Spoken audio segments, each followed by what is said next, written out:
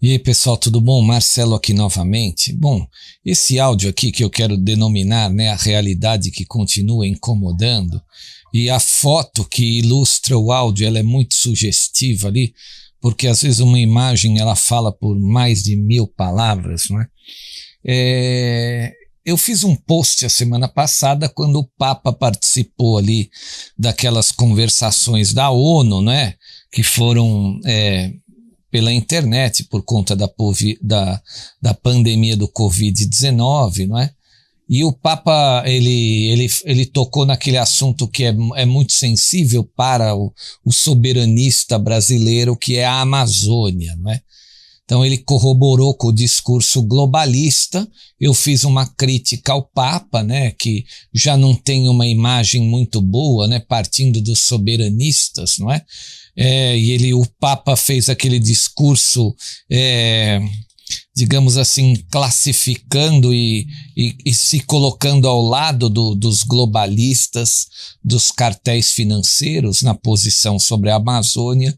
Eu fiz um áudio incisivo, um áudio forte, e várias pessoas, né, gostaram do áudio, mas teve alguns aí que vieram me incomodar de uma maneira chata, né, ameaçaram. Alguns fanáticos que me ameaçaram o canal. Então eu quero pedir a todos vocês que tomem cuidado com ameaças, porque esse canal aqui é sério. Então toma cuidado para o teu fanatismo religioso não te impelir a cometer um crime, porque a ameaça a uma pessoa é crime. Né? Eu apaguei muitas coisas aí do canal, né? Eu fiquei de olho, porque alguns, né? Às vezes pode ser uma bobagem, mas eu apaguei muita coisa, expulsei muita gente dos comentários ali, porque foi um áudio muito polêmico. E só para encerrar essa questão aqui, não é? Depois da foto que ilustra esse áudio aqui, que deixa clara a posição, não é? Eu quero colocar um texto aqui de um blog do padre Paulo Ricardo, que tem muita credibilidade nos meios católicos, né?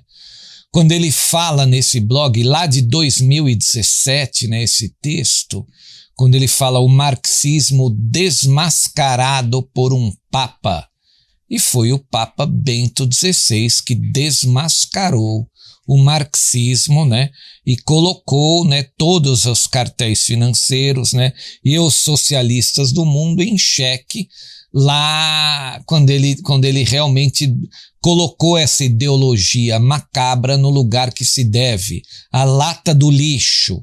E eu estou falando do Papa emérito, Papa Bento XVI. Então eu vou ler um trechinho do texto do padre Paulo Ricardo, só para vocês terem uma ideia aqui, não é?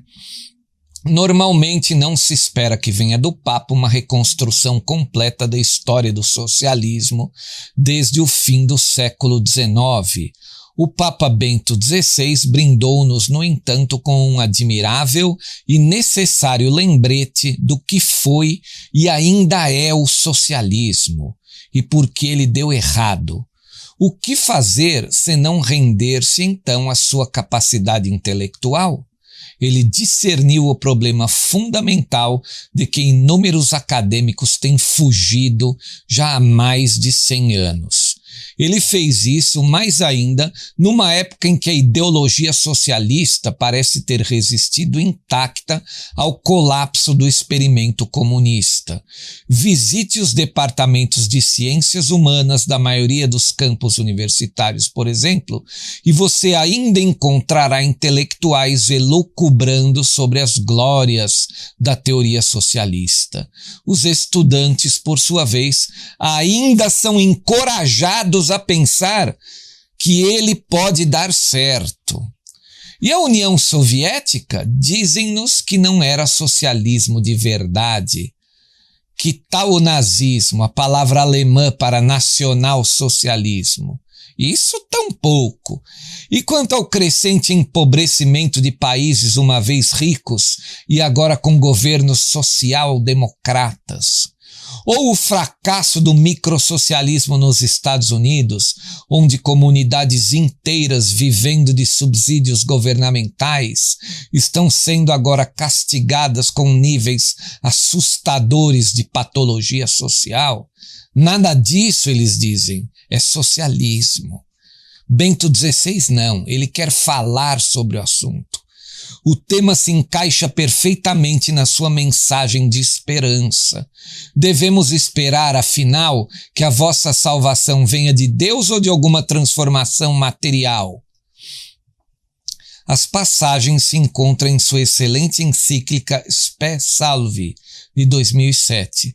Ele trata desta virtude cristã fundamental e explica o que são a esperança e a salvação, bem como o que elas não são. A história está repleta de intelectuais que imaginaram poder salvar o mundo e, como resultado, criaram um inferno na Terra. O Papa inclui os socialistas entre eles e Karl Marx em particular. Detalhe, pessoal, o Papa Bento XVI, esse texto é do Papa Bento XVI, que o padre Paulo Ricardo está replicando aqui em seu blog, replicou lá em 2017. Vou continuar. Eis um intelectual que imaginou serem possíveis a salvação sem Deus, falando de Karl Marx, e a criação de algo próximo ao reino dos céus na terra, bastando que se ajustassem para tanto às condições materiais do homem. A história, na visão de Marx, não é nada mais do que os choques e desmantelamentos dessas forças materiais. Não haveria algo como uma natureza humana ordenada. Deus, como autor da história, para Marx, certamente não existia. Tampouco assuntos que seguissem determinadas linhas de moralidade.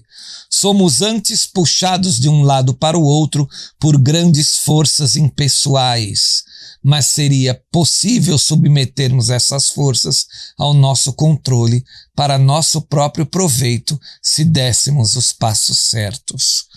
Bom, o texto é muito longo, eu li um trecho para vocês e eu quero finalizar aqui dizendo que foi por esse motivo que o Papa Bento XVI foi colocado para fora pelos cartéis financeiros. Lá em 2012, quando as espionagens estouraram na mesa, nos escritórios dos cartéis financeiros e dos globalistas, eles perceberam que teriam que acelerar a sua agenda, porque os militares já viriam para o combate, para o embate. E percebendo isso uma vez, eles então entenderam que a maior barreira contra a imposição dos seus crimes e da nova ordem mundial estava o cristianismo. Para isso, era necessário, na agenda desses criminosos transnacionais, trocarem o Papa. Eles tinham que trocar o Papa, senão eles não encontrariam espaço para seguir a sua agenda, para acelerar a sua agenda. Eles tinham que trocar o Papa. Bom, daí poucos meses depois, todos nós sabemos a história. O Papa renunciou e desde o Papa Gregório, na Idade Média, 600 anos antes, que um Papa não havia renunciado. Então esse é um áudio que ele vai colocar aí, o embate entre a verdade, né, entre a realidade e o fanatismo religioso de alguns poucos católicos que ainda não entenderam que os cartéis financeiros dominaram a cúpula da Igreja Católica justamente para derrubar o cristianismo, que é um impedimento à instalação e à aplicação da nova ordem mundial globalista e criminosa. Aqui nesse canal nós levamos tudo a muito sério, né? Aqui nesse canal nós não brincamos, nós não queremos mexer com emoções das pessoas. A minha intenção é acordar as pessoas, dar um chacoalhão. Ou você vem e toma a pílula vermelha, ou você fica onde você está e aguarda os outros decidirem a sua vida por você. Muito obrigado a todos, obrigado pela compreensão e agradeço os que ainda continuam aí no canal. Vamos seguir em frente.